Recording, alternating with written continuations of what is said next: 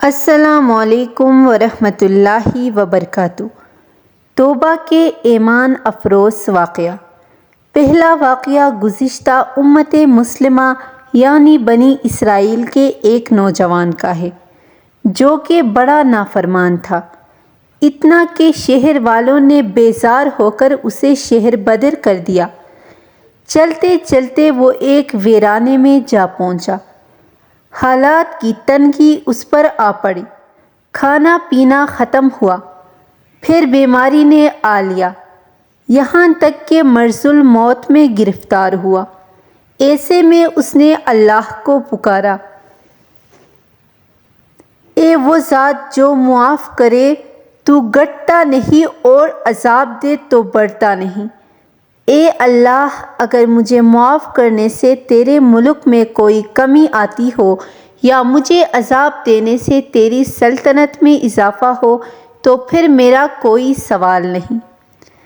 اے میرے رب، ساری عمر تیری نافرمانی میں کٹ گئی، آج تک کوئی اچھا کام نہیں کیا۔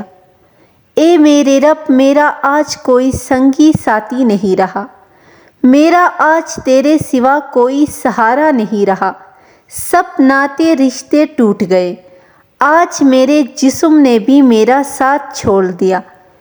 تو مجھے اکیلا نہ چھوڑ، تو مجھے معاف فرما دے۔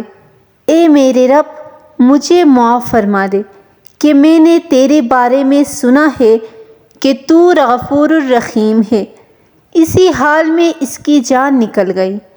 موسیٰ علیہ السلام پر وحی نازل ہوئی، اے موسیٰ، میرا ایک دوست فلان جنگل میں مر گیا ہے، اس کے غسل کا انتظام کرو، اس کا جنازہ پڑھو اور لوگوں میں اعلان کر دو کہ آج جو شخص اس کا جنازہ پڑھے گا اس کی بخشش کر دی جائے گی۔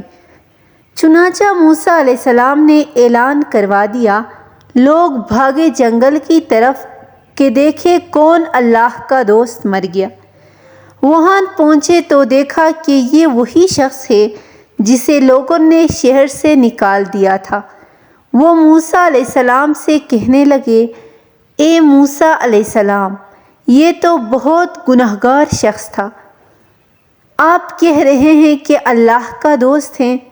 موسیٰ علیہ السلام نے اللہ سے دریافت کیا، اے اللہ، یہ تو گنہگار شخص تھا ہماری نظر میں، آخر اس میں ایسی کون سی بات تھی کہ یہ تیرا دوست بن گیا؟ اللہ تعالیٰ نے فرمایا، اے موسیٰ، یہ واقعی ایسا ہی تھا جیسا آپ لوگ کہہ رہے ہیں۔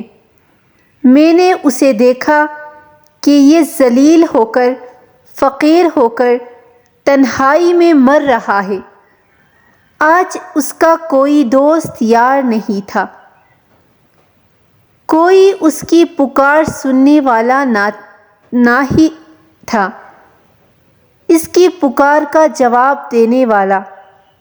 پھر اس نے مجھے پکارا، تم ہی بتاؤ کہ میری غیرت یہ گوارا کر سکتی ہے کہ میں بھی اس کی پکار کو نہ سنوں؟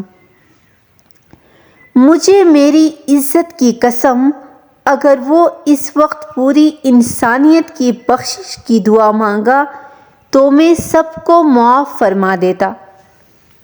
ایسے مزید اسلامک واقعات، اسلامک معلومات اور اسلامک باتیں سننے کے لیے اس چینل کو سبسکرائب ضرور کر دیجیے گا۔ جزاک اللہ۔